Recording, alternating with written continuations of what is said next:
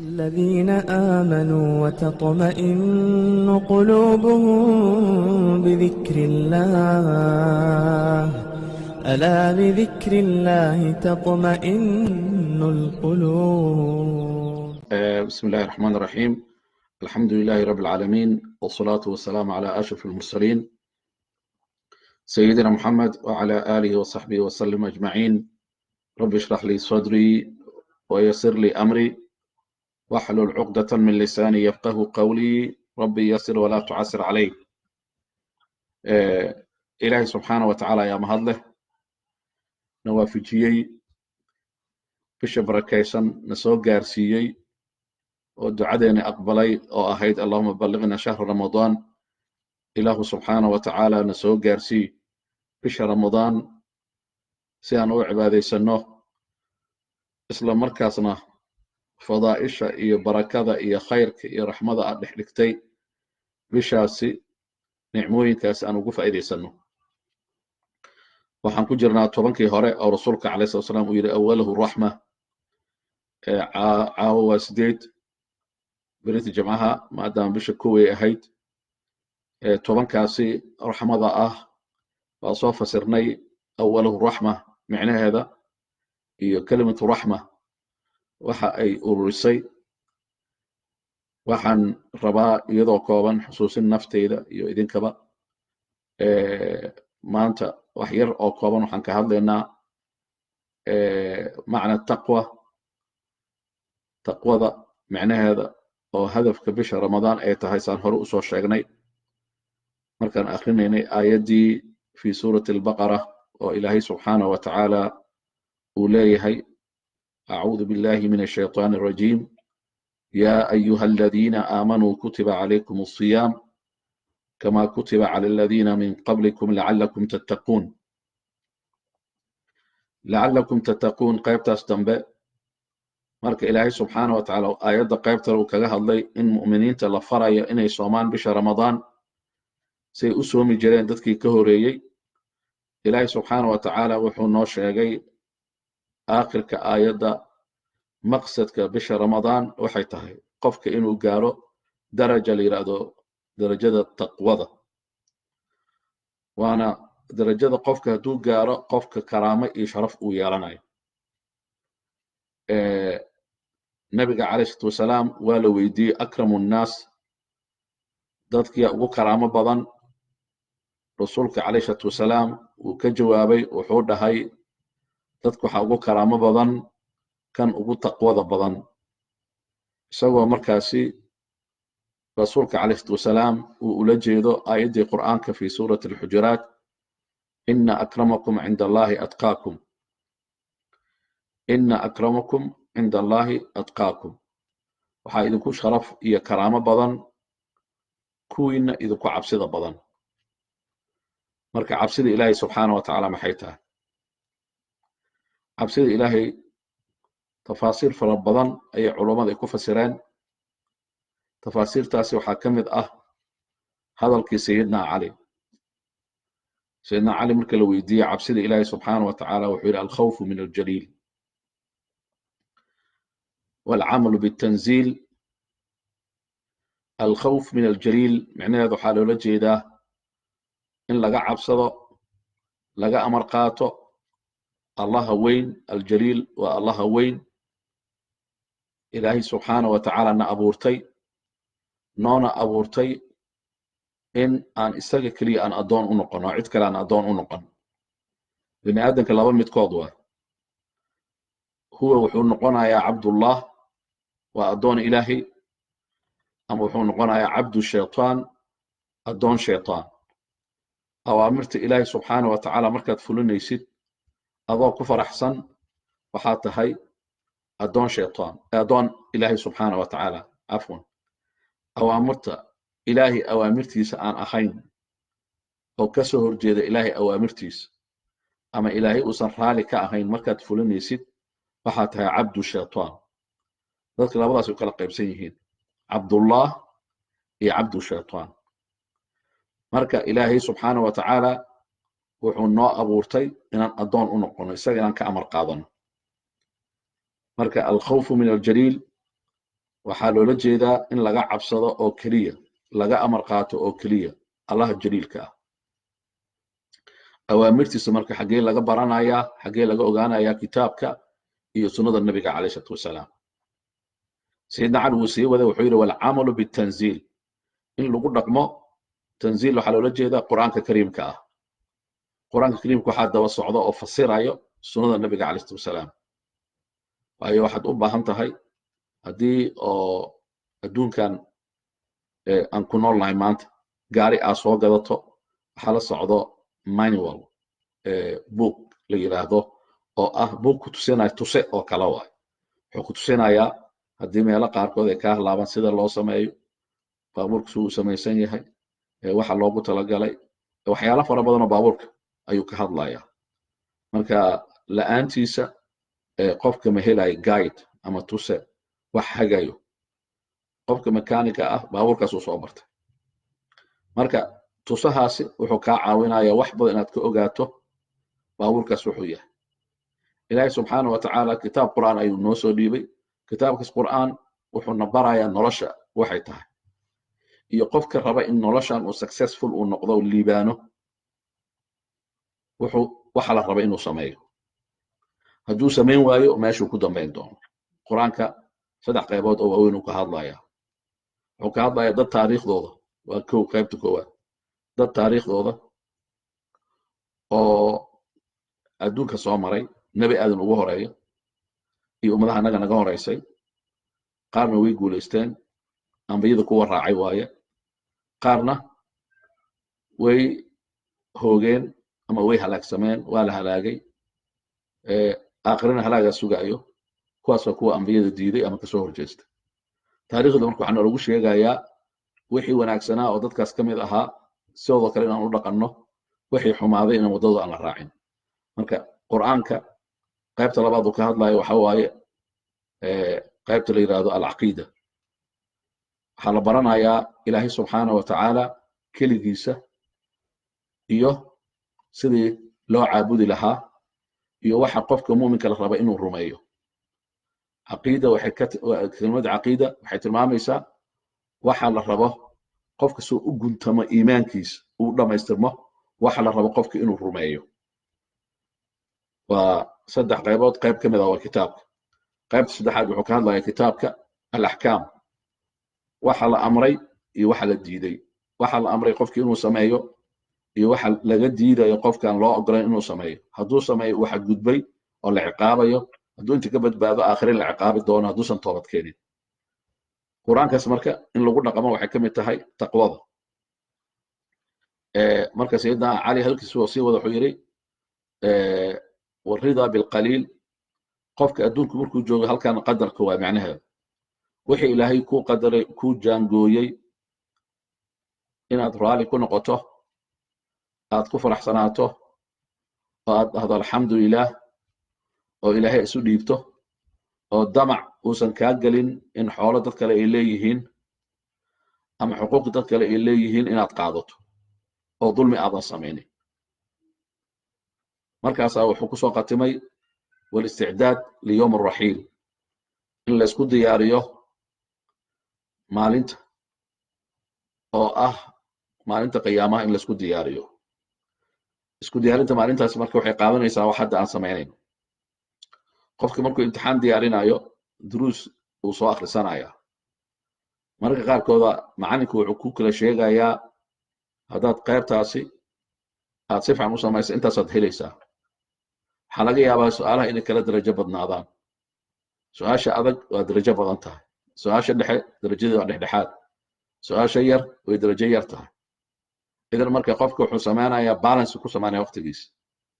haddana sidoo kale waa acmaasha qofka muuminka uu qabanayo waa kala darajo badanta camalka ikhlaas marka loo qabanayo darajadiisa aad u sareysaa marka ilaahay subxaana wa tacaala keliya uu kula og yahay lidaalika nabiga calayhi salaatu wasalaam wuxuu yidhi ama wuxuu dhihi jiray asxaabta calayhi salaatu wasalaam haddii midkiin uu kari karo inuu sameeyo camal khaas ah oo isagii ilaahay baana cid kale aan la ogeyn falyafcal ha sameeyuu dhahay marka idinka camalkaas khaaska marka qofka badanaa wuxuu samayn karaa marka qiyaamuleylku uu tukanayo kale cid u jeeda ma laha lidaalika ninkii ahlu khayrka ah saalixa ah muuminka nuurayay marka la weydiiyo nuurkan wejigaaga ka soo baxayo nin midabkiisana madow uu ahaa laakiin nuur aan caadi ahna ka soo baxayay ardadii markay isku turay garayeen inay wax badan ka ogaadaan noloshiisii inkastoo uusan jeclaysan laakiin ardadii inay ka tusaale qaataan uu rabay markaasuu u sheegay sheekadiisii wuxuu dhahay dadka markay hurdaan aan dhuuntaa mugdigan ku dhuuntaa marka aniga ilaahay markaan labadeen isku noqonno aan ilaahay subxaana wa tacaala aan caabudaa waa qiyaamu leylkii waa qiyaamu leyl sharafu lmu'min waa mu'minka sharaf ayuu ku yeeshaa salaadan taraawiix oo dadka ay yaraysanayaan waa qiyaamu leyl waa waqtiga kala fadli badan saddexda saacadood ugu dambaysa ugu fadli badan oo ilaahay subxaana wa tacaala uu soo degaayo oo su'aal uu weydiinayo uu leeyahay yaa wax weydiisanayaan wax siiyaa markaa sida wax weydiista ilahi ku siinayaa yaa xanuunsan aan caafimaad siiyaa yaa kurba haysato oo kurbada aan ka qaadaa yaa culays saaran oo culayska aan ka qaadaa ilaahay subxaana wa tacala wuxuu leeya yaa dembi galay oo dembigiisa aan u dhaafaa waa fursad waay marka waqtiyadaasi darajooyin qaas ay leeyihiin way ka sareeyaan ama way ka khayr badiyeen waqtiyada kale qofka maxaa la rabaa qofka caaqilka waxaa la yidhi diinta markuu baranayo wuxuu ka soo dhex saarayaa waqtiyada ugu muhiimsan ee ilaahay la caabudo sida waqtiga qiyaamuleylka wuxuu ka soo saarayaa meelaha ugu muhiimsan ee ilaahay lagu caabudo sida masaajidaha oo kale oo hadda naga xiran ama meelaha ugu sii muhiimsan waa saddexda xaram oo kale waay xaramka maka iyo kan madiina iyo kan baytulmaqdis ee la haysto oo cadowga islaamka uu haysto intaas marka isku soo ururiyo haddana qofka mu'minka ah wuxuu adkaarta wuxuu kala dooranayaa say u kala muhiimsan yihiin iyagoo wada muhiim ah dhammaantooda waxay ku gaarsiinaysaa marka darajo aad u sarayso markaa kala ogaato marka qofka mu'minka ah cabsida ilaahay subxaana wa tacaala sayidina cali ayaa soo koobay markuu gaaray darajadaas marka qofka noocaas oo kale aad noqoto qof ilaahay ka cabsanayo kow qof ku dhaqmayo diinta laba ku dhaqanka diinta waxaa lagu soo koobay saad u noqoto qof khayr badan aayaddii qur-aanka kuntum khayra ummatin ukhrijat linnaas ta'muruuna bilmacruuf watanhawna cani ilmunkar watu'minuuna billah ummadda idinka ugu khayr badan maxaad ku noqoteen khayriya ama keli ahaan ama qof ahaan ama jamaaca ahaan ama ummad ahaan markaasi ilaahay subxana wa tacala wuxuu yidhi waxaad faraysaan wanaagga qofka marka wanaagga markuu ka shaqaynayo isagaa samaynaya wuu faraya markaas wuuna reebayaa isagana waa ka reebtoomaya qayb ka mid a taqwada waa macaanida taqwada waxaa ka mid ah ilahay wuxuu ku amray inaad samayso wuxuu diiday inaad ka harto waa macaanida sayidina cali uu soo ururiyey waa intaas waa wuxuu kaloo sayidina cali soo ururiyey maalin oo khatar ah maalin culus maalinta qiyaamaha diyaar inaad u ahaato maalintaas aad isku diyaariso waxaan hadaaytii aan dhahayay qofka imtixaanka markuu galayo wuxuu soo akrinaya intuu soo akrin karo hadduu rabo darajooyin waaweyn inuu helo waxyaalahaas ay u kala muhiimsan yihiin u kala daraasaynaya haddana sidoo kale waa waxaa laga rabaa bisha ramadaan inaad isweydiiso muxuu ilaahay jecel yahay inaan sameeyo waxaan ku gaarayaa darajo sare darajadaasi sare oo aan raba inaan gaaro maxay tahay waxaan kusoo gabagabeynayaa marka qiso oo ka hadlayso saddex arrin oo muhiim ah fadliga uu leeyahay qofka hadduu cimriyo iyo fadliga uu leeyahay qofka hadduu ilaahay subxaana wa tacaala uu xuso digriga badan iyo fadliga uu leeyahay qofka hadduu ikhlaas samaynayo nin saxaabi ah talxa inuu ahaa u malaynaya iyo asxaabta rasuulka iyagoo meel ay wada fadhiyaan ayaa niman saddexaa soo islaamay rasuulka calay salam wuxuu samayn jiray dadka markay soo islaamaan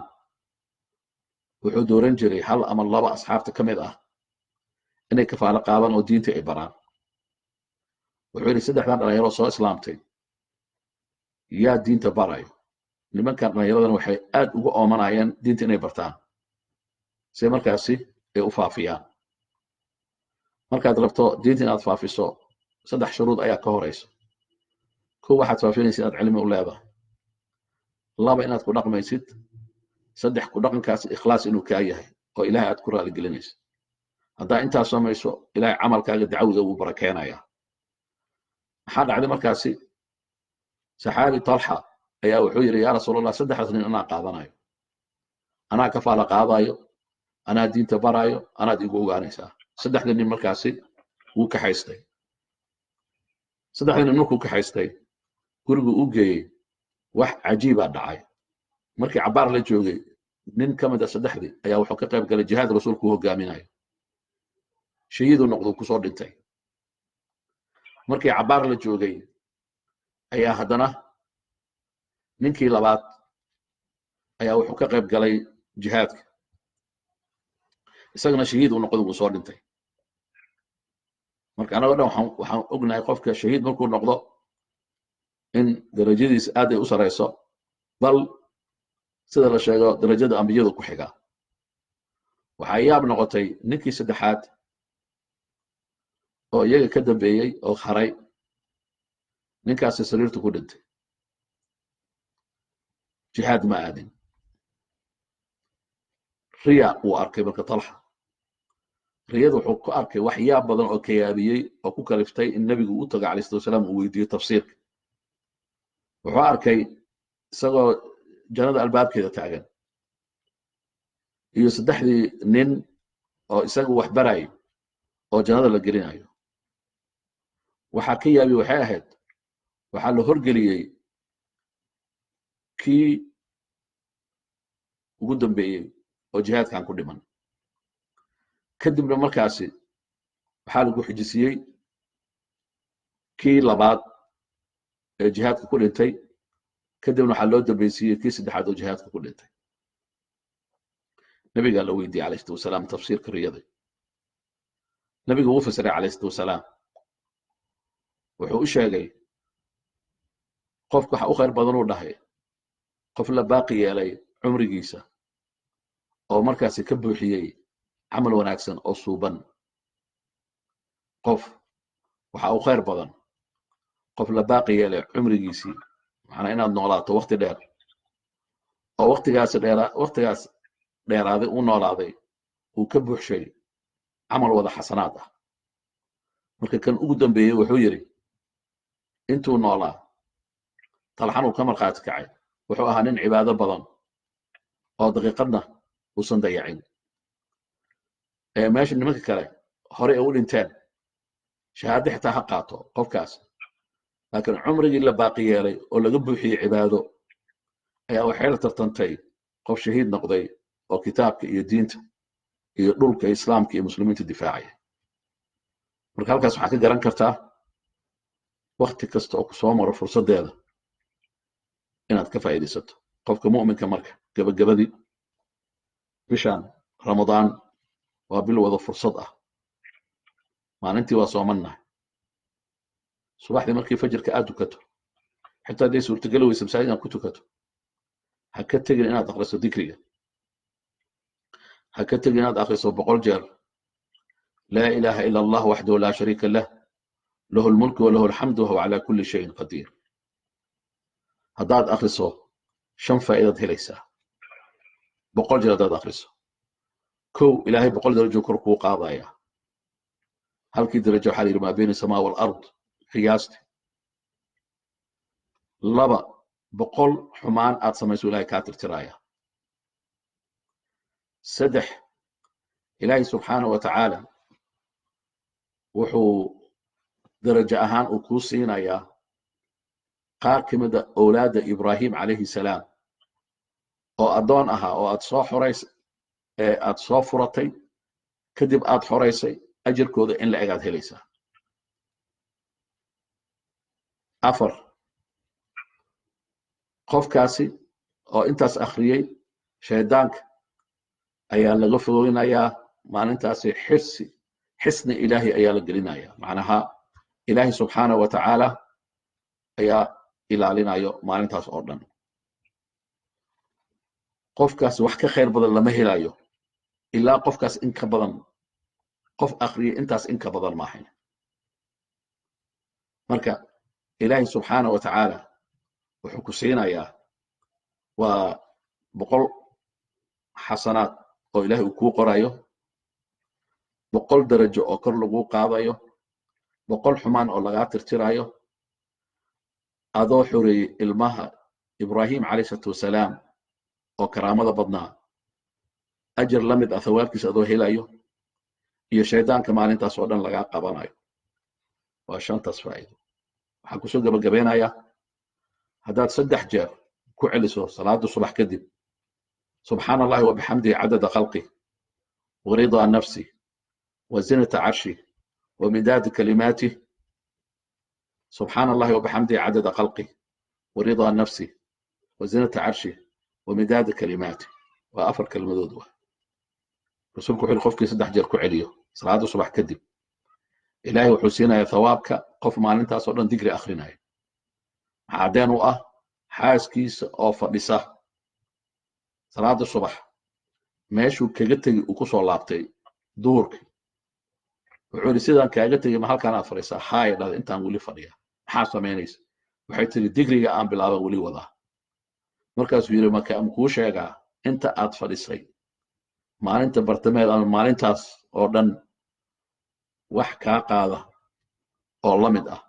ibaray dhahda yaa rasuul allah. wuxuu yidhi waxaad leedahay subxaana allahi wabixamdihi cadada khalqi waridaa nafsi wazinata carshi wamidaadi kalimaati. waa hadallo culculus waaye, micnaheedu waa muxaadaro dhan waaye. subxaana allahi wabixamdih, ilaahay subxaana wa tacaala oo xumaan dhan ka nasahan, nusqaan dhan ka fog, dhammaystiran, oo mahadna mudan. wabixamdih, tirada intuu makhluuq ilaahay abuuray in la eg cadada khalqi waridaa nafsi, intuu raali ka noqonayo ku celcelinaya. wamidaadi kalimaati, anaa kalimaadka ilaahay subxaana wa tacaala haddii qad laga dhiga intay la eg tahay oo intaasi in la eg ayaan dhahaya. wazinata carshihi, culayska carshiga ilaahay oo culays makhluuq ilaahay abuuray culayska ugu weyn ah in la eg miisaankiisaan dhahayaa. subxaana allahi wabixamdi cadada khalqi. calaa kulli xaal ducooyinkaasi markaad akhriso subaxdii, habeenkii aad salaatuleyl iyo taraawiix aad tukato, ugu yaraan juz qur'aan aad akhriso, fursad kasta ku soo martana ilaahay aad xusto, maalin kastana sadaqo $10 ilaa $100. 5 masaajid oo hadda aan sheegnay oo halgankeeda aan ku jirno oo lacagta la raba duu ay tahay maanta oo bisha 30 ay tahay aad xusuusato. qofka muuminka caaqilka wuxuu xusuustaa xaggee baahida ay ka jirtaa, suu ilaahay subxaana wa tacaala uu igu farxo camalkaan samaynayo. intaasaan kusoo gabagabeynayaa. waxaan ku ducaynayaa ilaahu subxaana wa tacaala bisha ramadaan fadligeeda iyo asraarta ku qarsoon ilaahu nawaafaji, saan camal badan oo khayr badan aan u samayno. ilaahay waxaan weydiisanaynaa oo wax walba og oo awood walba leh, innaka calaa kulli shayin qadiir, oo wax walba kara. waxaan weydiisanaynaa inuu soo diro qulub saafi ah oo ilaahay uu jecel yahay, oo masaajidahaas 5 ka hadlayno oo meesha ku dhegan doolarka baytullah cash app ilaahay dartiis u furta masaajidahaas, deymanka ka furta. iyo masaajid kastoo culays saaran aad og tahayba inaad u heeliso. ilaaha kuu heelinayo, ilaaha garab kuu noqonayo, ilaaha kaa ilaalinayo coronavirus iyo nooc kasto oo xanuuna oo jira oo wax dhibaya aan la arkaynin. ilaaha kaa ilaalinayo makhluuq kastoo ilaahay abuuray ee wax dhibayo, xitaa hadduu yahay corona hadduu jiro wuuba jiraayo sida hadda factiska oo sayniska uu noo sheegayo. laakiin makhluuq kastoo ilaahay subxaana wa tacaala uu abuuray oo uu wax dhibayo waxaa ku filan ilaahay subxaana wa tacaala kaaga filan. haddaad ilaahay raali geliso, ilaahay subxaana wa tacaala wuxuu kuu samaynaya waxaad jeceshahay. intaan silsiladan ku jirno iyo xalaqaadka qisooyin cajaa'ib badan aan sheegi doonaa. ilaahay subxaana wa tacaala hana xifdiyo, carruurteena ilaahay ha xifdiyo, muuqaalkeenna, indhaheenna, dhegaheenna, carabkeenna, xubnaheenna oo dhan ilaahay noo wada xifdiyo. ilaahay nuurul iimaan ilaahay quluubteena ha ka buuxiyo. ilaahay subxaana wa tacaala waxaan weydiisanaynaa muraadka aan leenahay oo khaaska iyo caamka ilaahay inuu noo sahlo. ilmaheena ilaahay noo xifdiyo, xubnahooda ilaahay ha xifdiyo, indhahooda ilaahay ha xifdiyo, dhagahooda ilaahay ha xifdiyo carabkooda ilaahay ha xifdiyo quluubtooda ilaahay ha xifdiyo nuurul iimaan ilaahay ka buuxiyo ilmahena baariyaal ilaah ka yeelo ilaahay subxaanahu watacaala waxaan ka naxna ilaahay nagama tusiyo waxaan ka naxna ilaahay nama maqashiyo ilaahay subxaanahu watacaala dacwadan iyo khayrkan aan ku dhex jirno ilaah noo rakeeyo kuwa ku liibaana oo ku ilaahay subxaanahu watacaala raali geliya hal iyo habeen intii ilaahay aan kala kulmayn isagoo raali nagana ilaahna gaarsiiyo carabkan ilaah kusoo khatimo laa ilaaha illa allah muxamad rasuulullah wasalaamu calaykum waraxmatullaahi wabarakaatu